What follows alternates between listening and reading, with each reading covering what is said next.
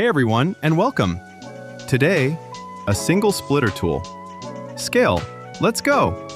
The scale command resizes your active model before splitting, to reach a precise size, or to compensate for material shrinkage.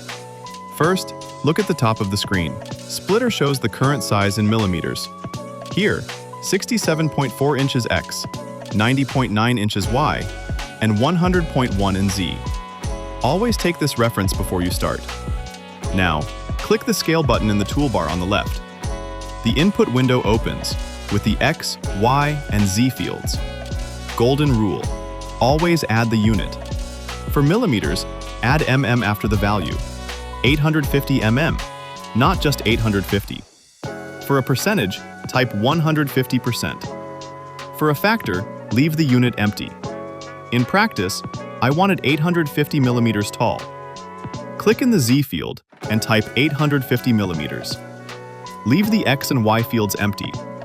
Since I only fill one axis, X and Y recalculate automatically to keep the proportions. No deformation.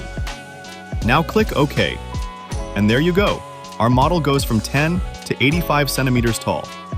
The new file appears in the Workzone with the -SCA suffix. One last habit: make sure this new file is active. It should appear in bold. And there you go, your model is the right size. If this video helped you, thumbs up and subscribe. See you soon!